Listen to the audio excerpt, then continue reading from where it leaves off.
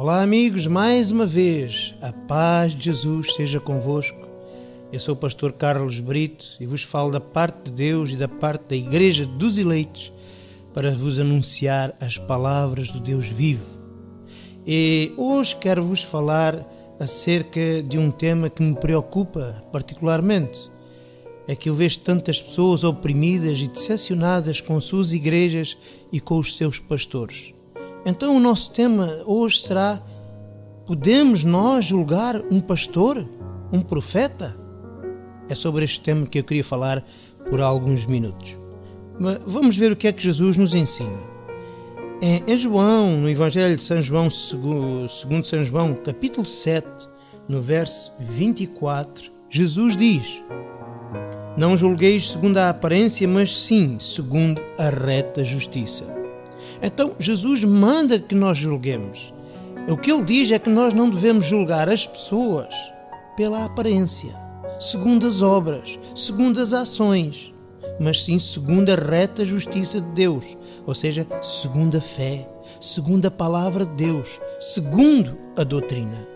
E logo é lícito e devemos de fazê-lo, nós temos que julgar se a nossa igreja é de Deus ou não, se o pastor que nos ensina é de Deus ou não, se os nossos caminhos estão no caminho de Deus ou não, porque quem não julga, então vai ser enganado uma vida inteira.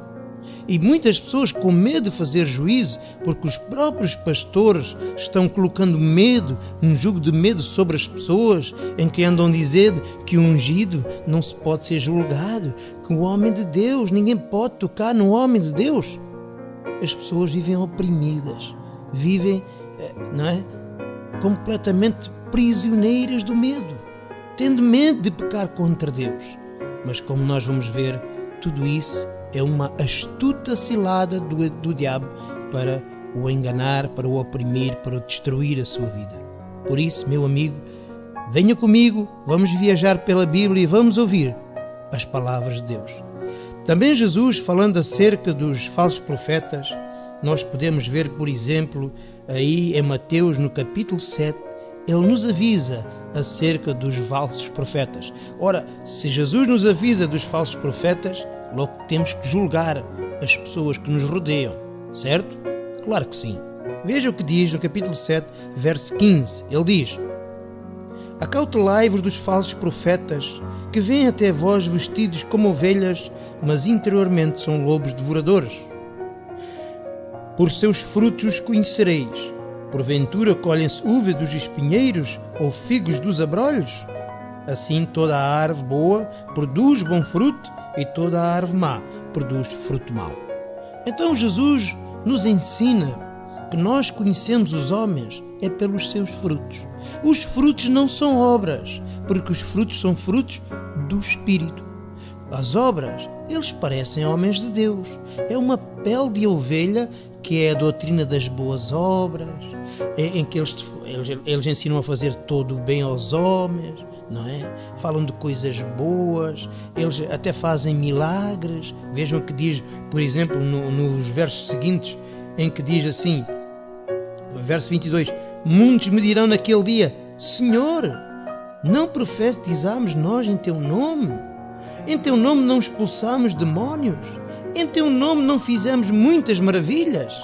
Eles vão usar este pretexto para passar no juízo.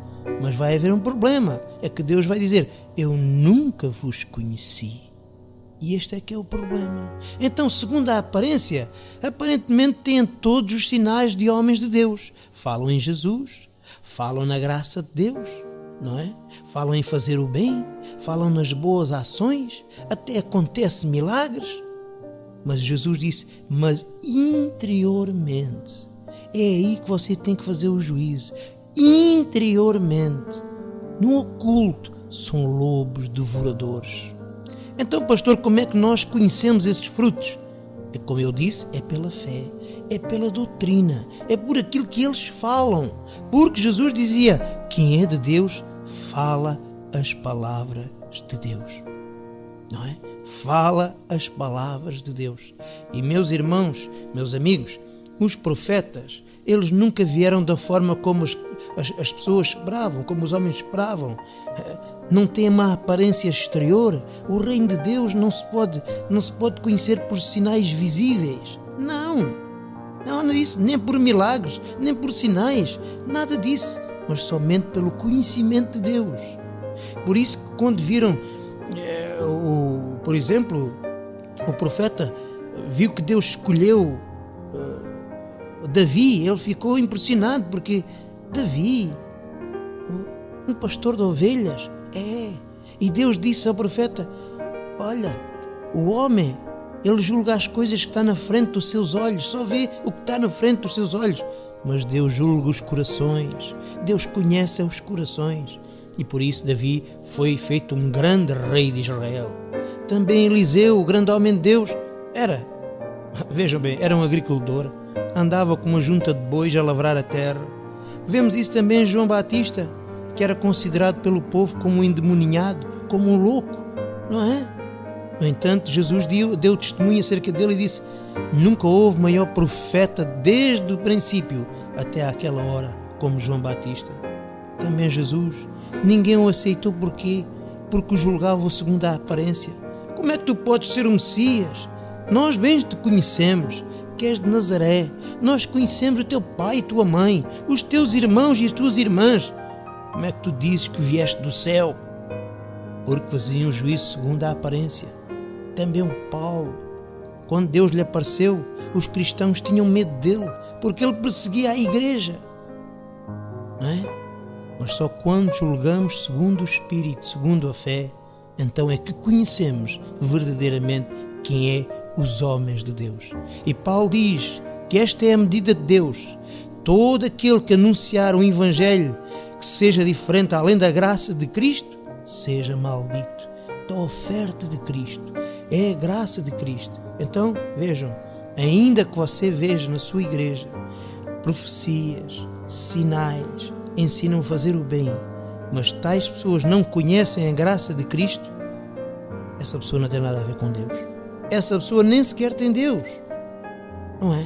E o que nós vemos e assistimos nestas igrejas é que ninguém nem tem noção, nem compreende o que é a graça de Deus, o que é a oferta de Deus. Por isso as igrejas hoje se tornaram um centro de negócio, onde tudo se compra e tudo se vende. No entanto, isto já nos foi avisado desde o princípio que isto acontece. E se na sua igreja acontece tal negócio, em que você tem que dar 10% do seu salário para ser protegido por Deus, para alcançar a bênção de Deus, para que o diabo não lhe toque, meu amigo, eu digo-lhe, você não está diante de um homem que não é de Deus, que não conhece a Deus. Você está comprando as coisas de Deus. E repare, porque isso não vem de agora, isso sempre aconteceu. Vejam o que é que, por exemplo, Miqueias, o profeta Miqueias dizia, no capítulo 3, no verso 5, diz assim: assim diz o Senhor contra os profetas que fazem errar o meu povo e que mordem com seus dentes e clamam paz, mas contra aquele que nada lhes mete na boca, preparam a guerra. Vejam bem, os profetas, os falsos profetas são assim, que fazem errar o povo e dizem paz. Aquele que der o dízimo, aquele que der as suas ofertas, aquele que o sustentar, esse diz: ó irmão, paz, o Senhor te abençoe. Mas se você for ter com os líderes dessas igrejas, com esses falsos profetas, e não lhes meter nada da boca, antes disser que a salvação de Deus, a justiça de Deus é por graça, não tem nada que trazer dízimos à casa de Deus, então eles vão preparar guerra contra si, vão odiá-lo, vão desprezá-lo, vão pô-lo de lado, não é? Porque o intuito deles é apenas o seu dinheiro. E vejam, também no verso 11 está escrito o seguinte: os seus chefes dão sentenças por presentes, os seus sacerdotes ensinam por interesse, os seus profetas profetizam por dinheiro e ainda se encostam ao Senhor dizendo: não está o Senhor no meio de nós? Nenhum mal nos sobrevirá. Quantas vezes, meu amigo, você já ouviu líderes dizer: eu profetizo em nome do Senhor? que vais receber 100 vezes mais. Eu profetizo que aquele que dá o dízimo vai prosperar. Eles profetizam por eles mesmos. E, não é? Eles falam aquilo que as pessoas desejam ouvir. Quem é que não deseja ouvir que vai prosperar? Quem é que não deseja ouvir que vai ser curado, que vai ser abençoado? Eles falam não a verdade que o povo precisa de ouvir, mas falam a mentira que o povo gosta de ouvir. Assim são os falsos profetas nos dias de hoje. Vejam, mas será que você, meu amigo, minha amiga, pode julgar um pastor? Vejam já, Moisés dizia, em Deuteronômio, no capítulo 13, está escrito o seguinte, veja só, Deus a falar sobre os falsos profetas, ele dizia o seguinte, capítulo 13, verso 1, está escrito, vejam, quando um profeta ou um sonhador de sonhos se levantar no meio de ti e te anunciar um sinal ou um prodígio, e suceder tal sinal ou prodígio que te houver falado, e dizendo, vamos após outros deuses que não conhecestes e servamo-los, tu não ouvirás as palavras daquele profeta ou daquele sonhador, porquanto o Senhor vosso Deus vos prova, para saber se amais o Senhor vosso Deus com todo o vosso coração e com toda a vossa alma. Repare que diz no verso 5, e aquele profeta ou sonhador de sonhos morrerá, porque falou rebeldia contra o Senhor vosso Deus, que vos tirou da terra do Egito e vos resgatou da casa da servidão, para vos apartar do caminho que vos ordenou o Senhor vosso Deus, para andares no meio dele. Assim tirarás o mal no meio de ti. Então vejam, já no tempo passado, a Bíblia dava autoridade ao falso, quando o povo de Israel visse um falso profeta que não falava de acordo com as palavras de Deus, ele fosse apedrejado e morto. Já viu? Já viu? Porque hoje é o que acontece. Muitas pessoas andam a falar em nome de Deus, mas é outros deuses, é outro Deus, é outro Evangelho, é outro Espírito, é outro Jesus, que ensina o Evangelho da prosperidade, está anunciando outro Deus. O apóstolo São Paulo diz no 1 Timóteo capítulo 6 que todo aquele que não ensina a sã doutrina, mas que ensina que o Evangelho é uma fonte de lucro, delira, não sabe o que diz, tem a mente corrompida, está privado da verdade, não é? Esse é o falso profeta. Os falsos profetas têm todos isto em comum, os interesses monetários. Eles saciam só com a glória dos homens, querem ser aplaudidos, querem ser aclamados, não é?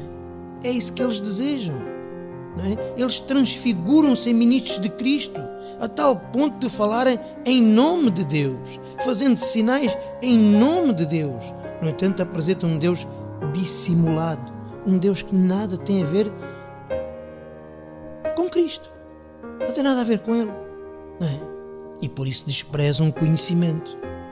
Eles não querem saber do conhecimento. Eles dizem o seguinte: meus irmãos, o que importa é crer em Jesus e amar o irmão, não é? Oh, meu amigo, mas como é que você vai confiar em Deus se não conhecer as palavras de Deus? Sabe por que é que desprezam o conhecimento? Porque o falso profeta sabe que se o povo tiver conhecimento da verdade, o povo vai descobrir as suas mentiras, as suas falcatruas, ele vai descobrir as suas intenções, o povo vai descobrir o lobo que está no seu interior, vai entender as suas manobras, os seus objetivos. Está a perceber? É por isso que há que rejeitar o conhecimento. Isso nem interessa o conhecimento, isso é só palavreado. Não, meu amigo, é pelo conhecimento que você conhece quem é Deus. A vida eterna é conhecer quem é Deus. A aliança da graça é todos me conhecerão, do maior ao menor. É o conhecimento, é a nossa vida. O conhecimento é a armadura de Deus.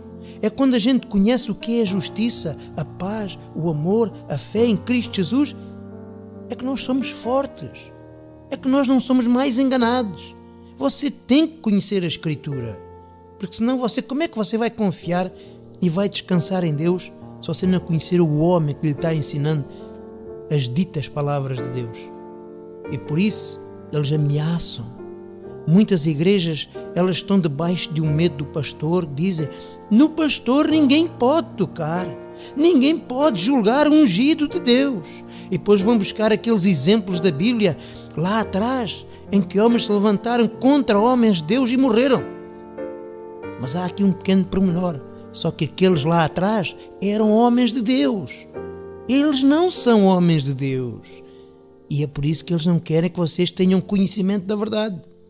Porque é o conhecimento da verdade que vai demonstrar que a sua fé é simulada, que o seu ensino não é de Deus, que o seu interesse é tudo menos que vocês tenham a vida eterna. Não é? Só pensam neles mesmos.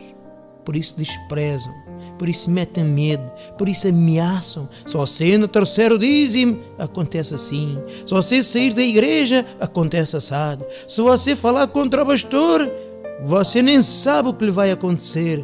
E ameaçam com maldição, impondo um jugo de medo sobre o povo, em vez de conduzir o povo na paz, no amor, na oferta que há em Cristo Jesus.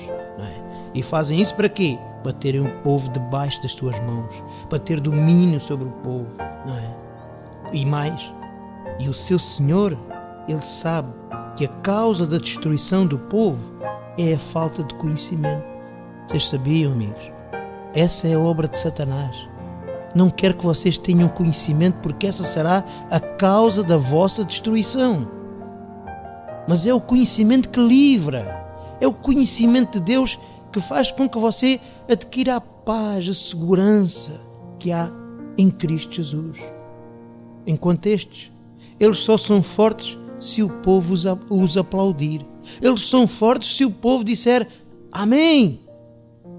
Mas não são capazes de enfrentar um enviado de Deus. Não são capazes de discutir a palavra de Deus, porque eles sabem que não têm qualquer hipótese. Esse é que é o problema. Quando não são aplaudidos pelo povo da sua própria igreja, não passam apenas de pessoas frustradas que foram descobertas. E por isso, a sua força é os aplausos, é a glória dos homens, não é? E muita gente, por meio do pastor, prefere ficar na ignorância, não compreendendo que está indo com eles para a cova. Não é? Esse é que é o grande problema. Por isso, irmãos, podemos julgar um pastor? Devemos. É urgente conhecer o homem que está governando a sua vida. Você só se deve sujeitar a um pastor em Deus, conforme a palavra de Deus. Você só se sujeita a um pastor no Senhor, conforme o Evangelho. Fora disso, fuja dos falsos profetas. Fuja daí para fora. Se alguém não lhe ensina o Evangelho da graça de Deus, da oferta, que você é salvo pela graça de Deus, independentemente das suas obras, porque nós sempre vamos fazer coisas erradas, essa pessoa não conhece a Deus. Essa pessoa não tem Deus. Ela ainda não é sequer cristão, quanto mais ser líder ou pastor de alguma coisa. Mas agora, chega disso. Chega de más notícias. Ouça agora a boa notícia. Olha o que Jesus disse acerca de seu povo. De João, capítulo 10. Veja só, capítulo 10. São João, Evangelho de São João, está escrito o seguinte. Jesus disse, veja, João 10 fala acerca do pastor e do mercenário.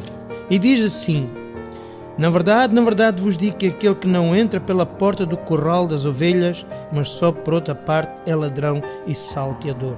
Aquele, porém, que entra pela porta é o pastor das ovelhas. A este o porteiro abre, e as ovelhas ouvem sua voz, e as chamas pelo seu nome às suas ovelhas e as traz para fora. E quando tira para fora as suas ovelhas, vai adiante delas, e as ovelhas o seguem porque conhecem a sua voz. Mas de modo nenhum seguirão o estranho, antes fugirão dele, porque não conhecem a voz dos estranhos.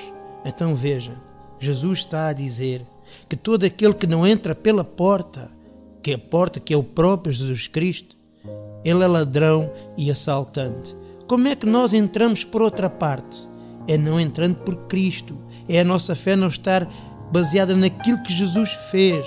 Nós entramos por outra parte é quando a nossa fé se baseia em nós, naquilo que nós fazemos, nas nossas próprias obras, nos nossos próprios interesses, não é? Mas quando a minha vida está edificada pela fé naquilo que Cristo fez, na oferta de Jesus Cristo, então estou entrando pela porta. E a Bíblia diz que todo aquele que ensina outro evangelho além da graça de Deus está entrando por outra parte. E esse é ladrão e salteador. Assim é um mercenário. E por isso diz o seguinte, por exemplo, no verso 10, o ladrão não vem senão roubar, matar e destruir, mas eu vim para que tenham vida e a tenham em abundância. Então quem é este ladrão que veio para roubar, matar e destruir? Certamente os meus amigos ouviram dizer que era o diabo. Não, meu amigo, não é o diabo. Não é isso que Jesus está-se a referir. Jesus está-se a referir ao mercenário. Está-se a referir ao falso profeta, ao pastor que entra por outra parte. Ele é que é o ladrão. Então, este ladrão que veio para roubar, matar e destruir, não é o diabo, mas é os enviados do diabo. São aqueles que andam enganando o povo. E o objetivo deles é roubar. Está a ver? É por isso que todos têm em comum a doutrina da prosperidade, o evangelho da prosperidade. Vejam, e depois diz, veio roubar, matar. Porquê? Porque está conduzindo pelo caminho da morte. Não é? O caminho da vida é a graça de Deus. O caminho da morte é as obras, é aquelas campanhas, é aqueles fardos imensos que se coloca sobre os ombros das pessoas, que eles próprios não carregam nem com um dedo. Eles são especiais, não é? Mas você tem que carregar, tem que cumprir, tem que insistir, tem que dar 10% do seu salário, tem que fazer assim, tem que fazer assado. Enquanto o reino de Deus é paz e alegria no Espírito Santo. O justo vive é pela fé e não pelas obras, não é? E por isso ele diz, o ladrão veio só para roubar, matar e destruir. O fim da sua vida, se você estiver seguindo um homem que entrou por outra parte, é a destruição da sua alma, meu amigo. Mas Jesus o que é que veio trazer? Ele veio dar gratuitamente vida e vida em abundância. Esta vida em abundância não é dinheiro, mas é a vida eterna. É uma vida que nunca acaba.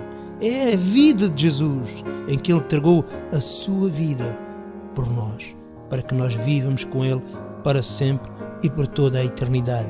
E por isso dizia no verso 26 o seguinte, vós não credes porque não sois das minhas ovelhas, como eu já vos tenho dito. As minhas ovelhas ouvem a minha voz, eu as conheço e elas me seguem. Eu dou-lhes a vida eterna e nunca hão de morrer. Ninguém as arrebatará das minhas mãos. Veja só a novidade. É que diz que as ovelhas de Jesus, elas vão ouvir a sua voz. Elas nunca podem ser enganadas, como nós já lemos, porque eles não seguem a voz dos estranhos. Eles não conhecem a voz dos estranhos. Já viu? Nossa vida está segura em Cristo Jesus. Ninguém nos pode tirar nas mãos de Jesus. Nem o diabo, nem os falsos profetas, nem os nossos pecados, nem os nossos erros. Ninguém. As ovelhas de Jesus nunca hão de perecer. Não podem perder a vida eterna. Não, porque foi Deus que nos escolheu. Isto é tudo um caso de eleição. E por isso que diz que aqueles que não creem, Jesus diz, vós não credes em mim porque não sois das minhas ovelhas. Aqueles que Deus não escolheu não vão crer, porque a fé é um dom de Deus e só acredita aquele a quem Deus der fé. E nenhum daqueles que são de Cristo vão se perder, porque a obra é de Deus, a obra não é do homem. Veja só a novidade, por exemplo, já anunciada também por Jeremias. Jeremias, agora para terminar, diz assim, vejam só, Jeremias, capítulo 23, está escrito o seguinte, diz Deus, e diz assim, eu mesmo recolherei o resto das minhas ovelhas de todas as terras para onde as tiver afugentado e as farei voltar aos seus apriscos e frutificarão e se multiplicarão e levantarei sobre elas pastor que as apacentem e nunca mais temerão, nem se assombrarão e nenhuma delas faltará, diz o Senhor. Vejam só, Deus promete que vai levantar pastores, sabe para quê? Para que nunca mais terem medo, nunca mais se assombrarão. Vejam, é o que está escrito, nunca mais temerão. Esses pastores, os enviados de Deus, eles vão conduzir as ovelhas na paz. Não é no tormento, meu amigo. Você que está sendo pressionado, está debaixo de um jugo de medo, com medo de ver coisas erradas e tem medo de falar contra o pastor, vê muita coisa errada e está calado, tem medo de sair da igreja porque pensa que perde a salvação, continua a dar dízimo porque tem medo do devorador. Meu amigo, não é nada disso. É pela graça, é pela oferta, é pela misericórdia de Deus. Já se acabou essa história das obras para os nossos pecados serem resgatados. Cristo já pagou a nossa dívida. E o verdadeiro pastor de Deus conduz as ovelhas em pastos verdejantes, em águas tranquilas. Já basta a vida ser tão dura, não é? Ainda nos impõe agora estes fardos todos em cima. E esta é a boa nova, é que nenhum daqueles que são de Deus, nenhuma delas, nenhuma das ovelhas faltará. Porque isto é uma obra de Deus. É o próprio Deus que está recolhendo. É o próprio Deus que vai ao encontro da pessoa. Não é a pessoa que vai ao encontro de Deus. E todo aquele que é de Deus, ele ao ouvir a voz, a palavra de Deus, ele reconhecerá a voz de seu pastor. Esta é a aliança de Deus. Todos me conhecerão, desde o maior ao menor. Aquilo que eu vejo é muita gente decepcionada nas igrejas. Eu vejo pessoas perdidas. Tem pastores, falam de Deus e vejo-os decepcionados, perdidos, enganados, temerosos, zangados. E quando a gente fala com eles, eles falam à defensiva. Estão tentando justificar-se para não se mostrarem inferiores nem demonstrarem o seu sofrimento. Não é? No entanto, esta é a novidade de Deus. Esta é a minha mensagem para si. Se você vê que as coisas estão erradas, não estão de acordo com o Evangelho, a graça de Cristo, este é o meu conselho. Fuja imediatamente daí e venha conhecer, porque é pelo conhecimento, é você ouvindo, é que você sabe quem é e quem não é os homens de Deus. Venha conhecer a verdade do Evangelho. Este é o meu conselho. Que Deus vos abençoe e até uma próxima oportunidade.